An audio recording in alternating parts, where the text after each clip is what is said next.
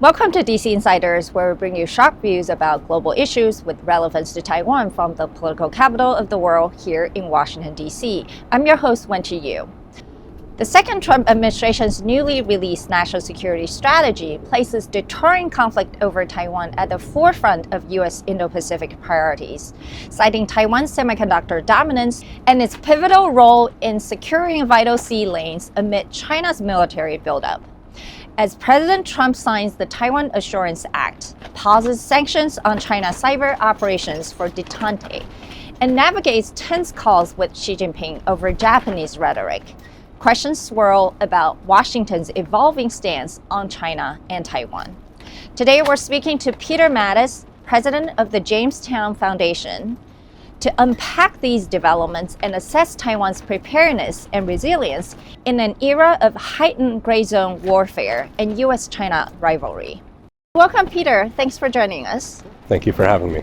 So, in the latest national security strategy that's just released by the White House, the second Trump administration basically lays out its position on Taiwan. I'm going to read this part. There is rightly much focus on Taiwan, partly because of Taiwan's dominance of semiconductor production, but mostly because Taiwan provides direct access to the second island chain and splits Northeast and Southeast Asia into two distinct theaters.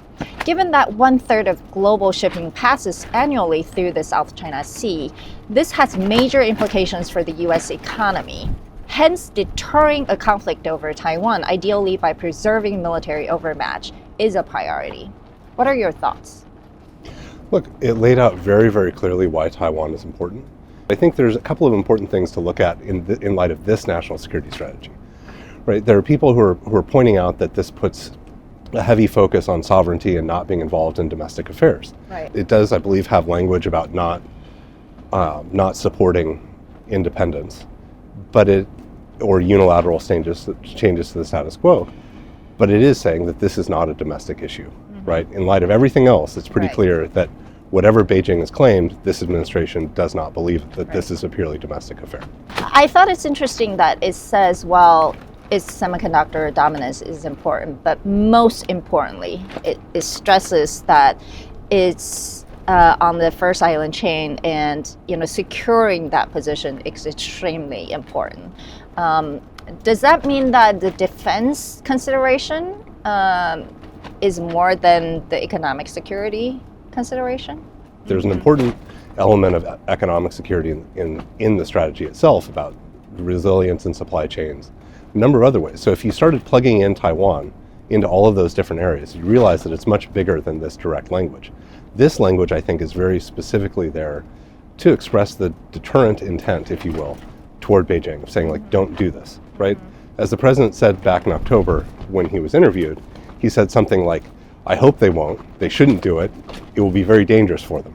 So I think there are a lot of reasons why Taiwan is important to the United States, and a lot of those are in the national security strategy, even if they don't say Taiwan. Since Taiwan continues to be important and a priority for the U.S. national security, President Trump also just signed into the law the Taiwan Assurance Act, which requires the State Department to review exchanges with Taiwan officials every 5 years. How do you interpret this? Look, reviewing the contact guidelines is a good thing, ensuring that they get revisited rather than staying on some sort of bureaucratic inertia, making sure that at least an administration has to at least review them once.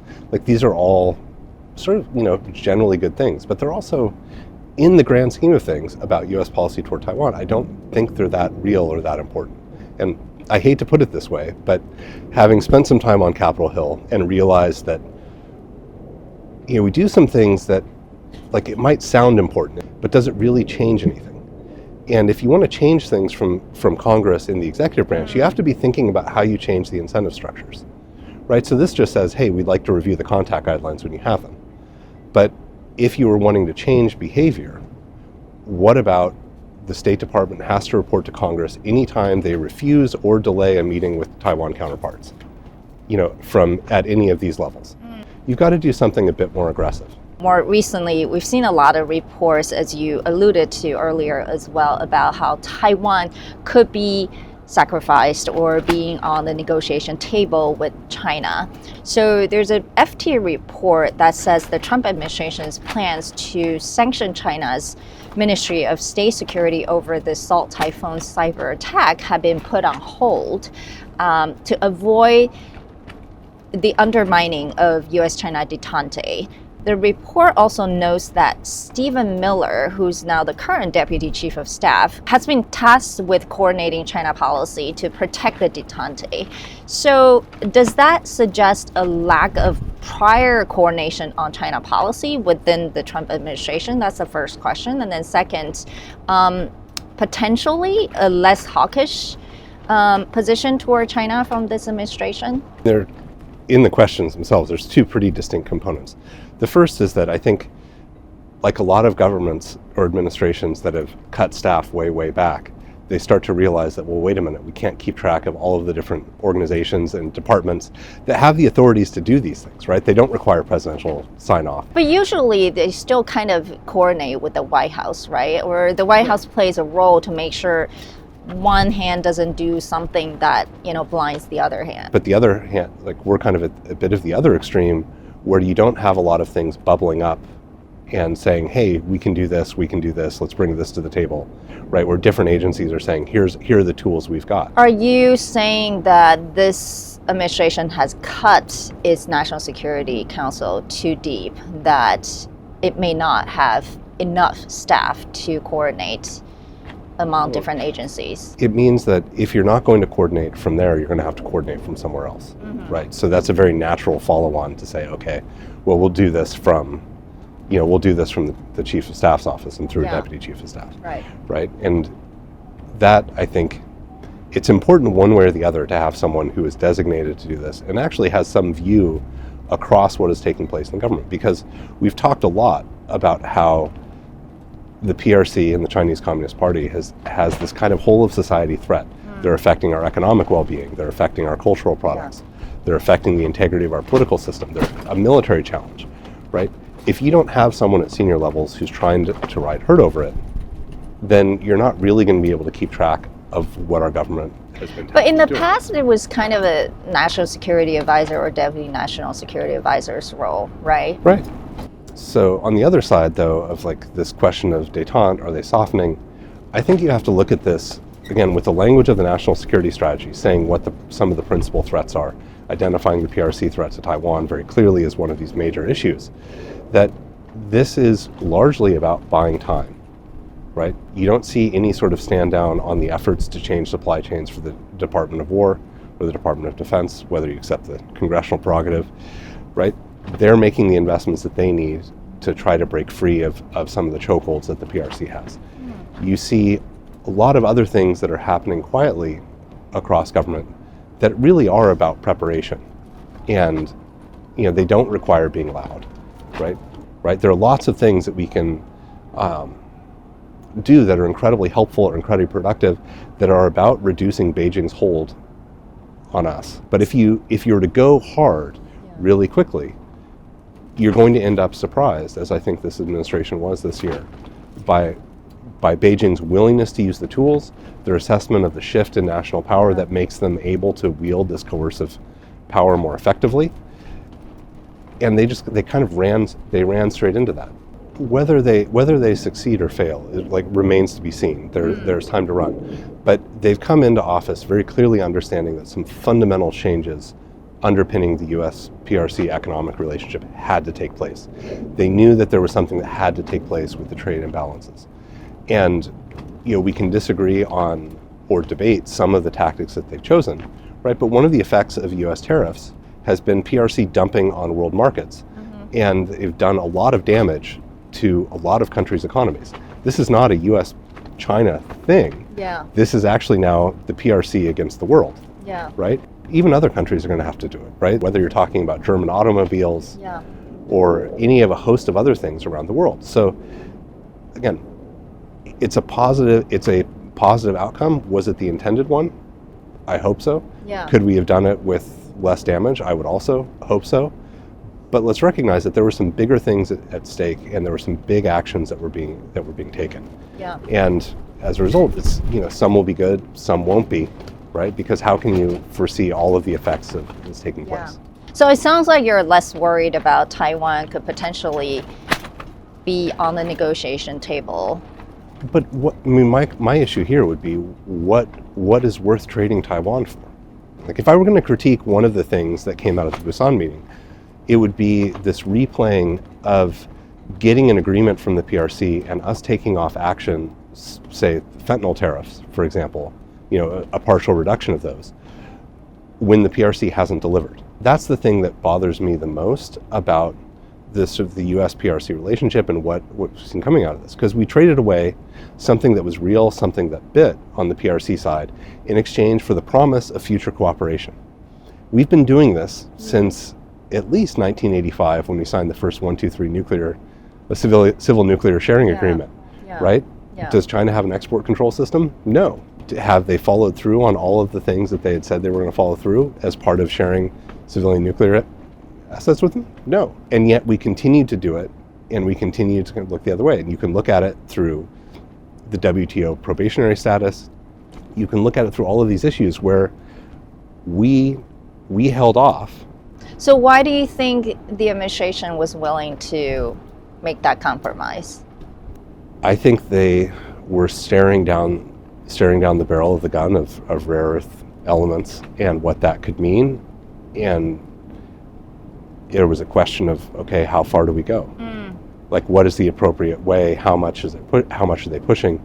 Is this maybe the easiest, most acceptable way for us to save some face and to adjust things in a minor way? And that's actually the hardest part of getting non-PRC supply chains, is that you can do it for any working component. Once you get down to the materials level, it becomes a lot tougher, if not, in some cases, impossible. We want to talk about the debate about the Davidson window, which recently resurfaced in Taiwan.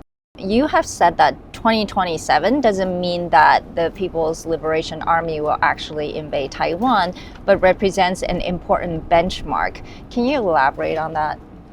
So look, if Xi Jinping gave the order today, right, conceivably the PLA would start getting ready and would prepare for an invasion or blockade or whatever other military action is, right? Assuming that he has control of the PLA, that Zhang Youxia listens to him, like assuming that all of those things are in line, conceivably the order could be given today, right? So it's important to realize that decision making, it could be now, it could be never, and it could be anywhere in between, right? So that's the first thing. The second thing is that it was clarified what Davidson meant when he said that in front of the Senate by the director of CIA, Bill Burns, by Tony Blinken as well. That was clarifying that this was an order that Xi Jinping had given. And I think you can actually see hints of this back in the Central Military Commission readouts in 2021, saying we're thinking about Taiwan, and what it is, if we're going to launch this massive, risky invasion, what are the things that we need to do to be ready? And how do we set sort of a set of goals in terms of capabilities, in terms of our training, in terms of perhaps our supplies and logistics, perhaps in terms of national defense mobilization, of like how do they integrate, Costco shipping, how do they integrate other sort of civilian, maybe airplanes and ships into those operations. Like, those are all a set of things that would be, a future standard.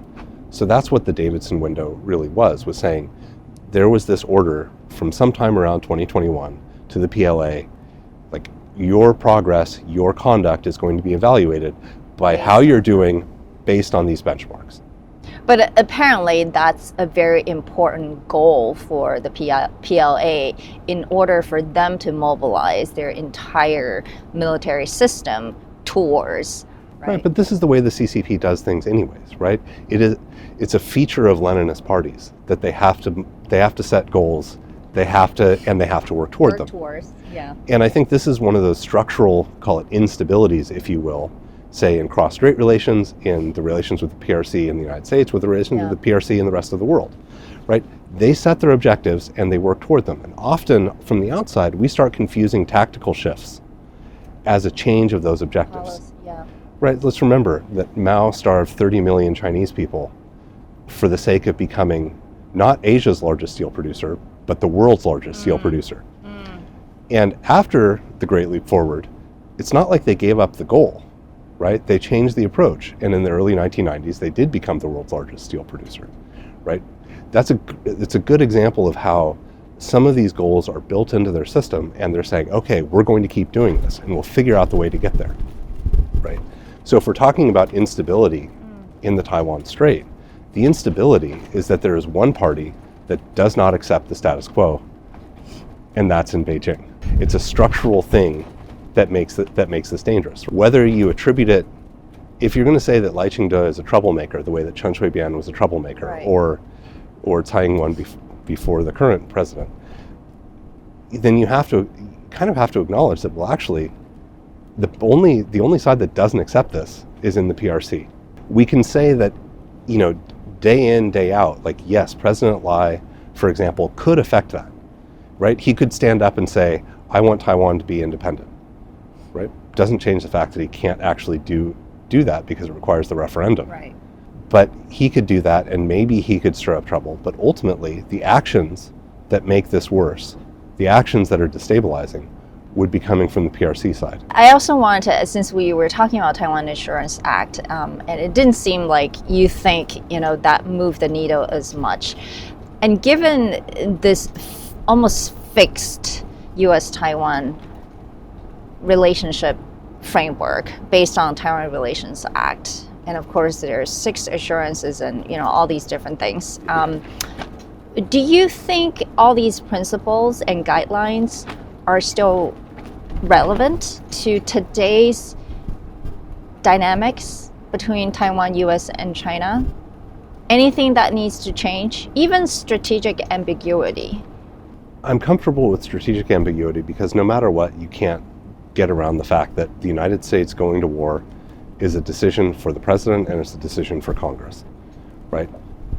And ultimately, you don't know what they're going to do on a given day. Now, different presidents can say different things, right? We ended up with the 6 assurances because President Reagan didn't think that the TRA was actually sufficient, and that the 3 communiques had kind of moved rhetorically, even if they hadn't provided policy commitments, they had moved the U.S. in the wrong direction and given Beijing a misleading view of what the U.S. considered its interests, right? So different presidents are going to have different views, and they're going to take a different approach. So you can't get rid of that ambiguity, right? Actually, I just listened to the podcast between Jake Sullivan and John Feiner. They actually discussed the topic, whether strategic ambiguity should stay or not, and they each played a different side. What John Feiner said was very interesting, that PLA back then is not the same as today's PLA. And today's Beijing is much more aggressive. And so strategic ambiguity may not serve as much of a deterrence factor. In the end, they still agree that strategic ambiguity should be the way to go. However, that ambiguity can be with more clarity. Let's put it this way. I would probably go with that, of sort of a say less, do more. Like, forget the frame, forget whatever words we want to stick on top of it. The reality of the U.S.-Taiwan relationship, the reality of Japan's involvement, of the Philippines' involvement, of Australia's involvement, of Europe realizing that there is a very direct connection between the PRC and the threats to their own security, these are all things that can have an impact. Yeah. And it's worth remembering, right, is that the PLA yesterday is not the PLA of today. Right. Back in the Taiwan Strait crisis in the 1990s, we essentially had to put a CNN crew on the aircraft carriers to broadcast to say somewhere near the Taiwan Strait, because we weren't sure that the PLA would know that they were there or where they were, unless there was some sort of like, hey guys, look in this area, right? Very clearly, we can do a lot of things in the Western Pacific now that they are going to be completely aware of as they're happening. So but that gives us the opportunity to say a lot less and to do a lot more in ways that they will know that it is happening. Now, with China's increasing covert operations and espionage activities targeting Taiwan, what measures should Taiwan and its allies prioritize to counter these threats more effectively? So these are two big and very different questions. Right. On the open source side, the reason why I think it's important is that this is about understanding the rhythms of another system.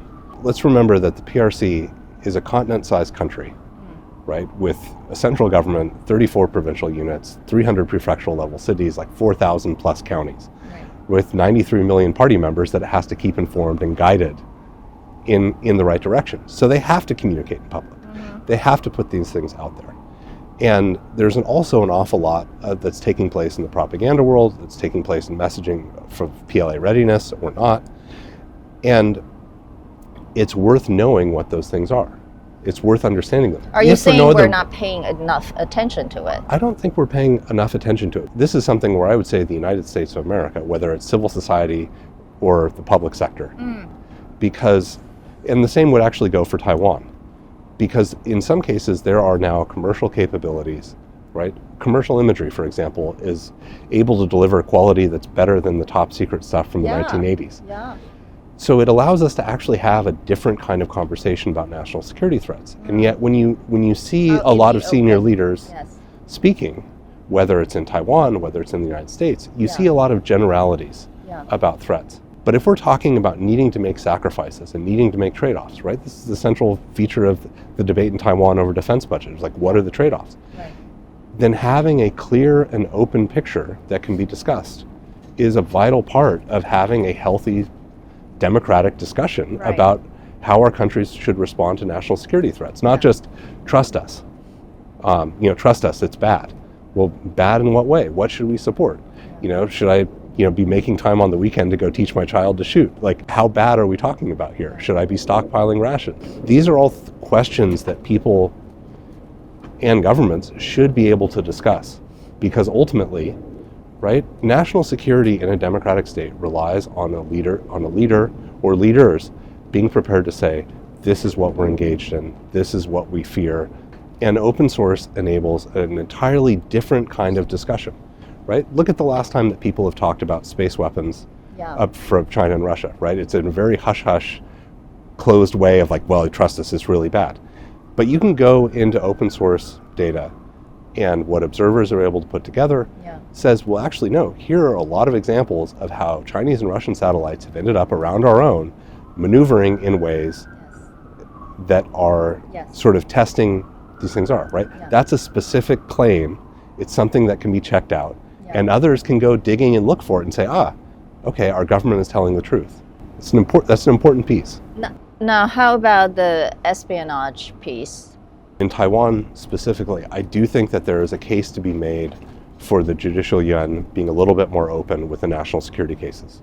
As someone who has researched the cases in Taiwan, I've noticed that I've had to rely on news reports and like the same kind of court documentation that's available in the United States or in Canada, that's not present in Taiwan, right? So you kind of have to trust, like, well, wait a minute, does that reporter at the Liberty Times know it? Or does that one at Store Magazine know it? Or, right, like you have to piece these different things together, and it's not as reliable or as clear. So I think this is another area where a little bit of transparency goes a long way.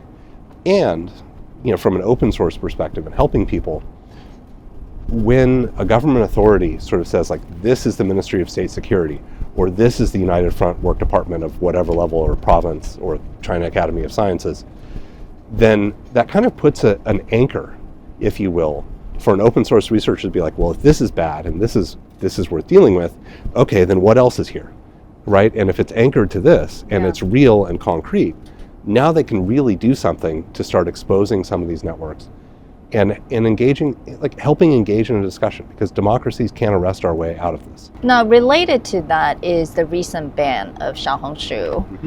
What's your view? Look, as long as the CCP essentially has ultimate control over an app, you've got to deal with the reality that the CCP has objectives and values that are inimical to ours.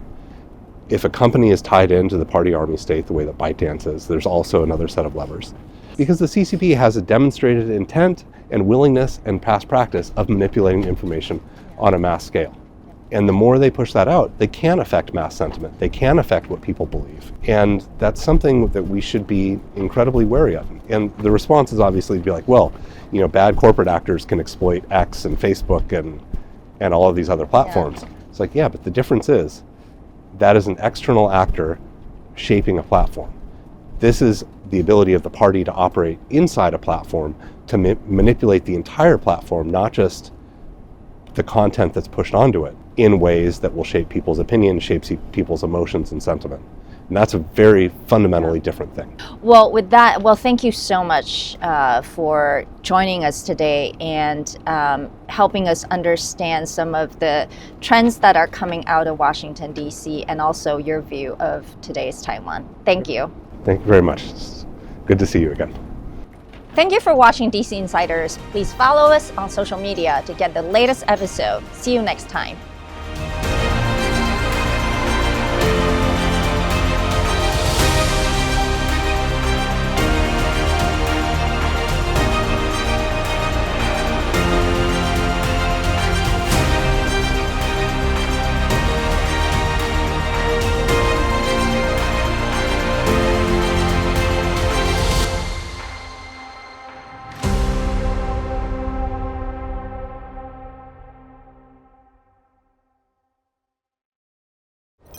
Is there a place you've been searching for?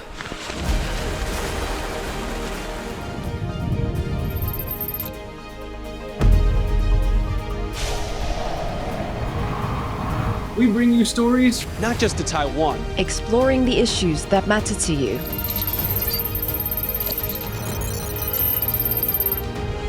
This is a journey that will move you. Our stories are all connected. TaiwanPlus.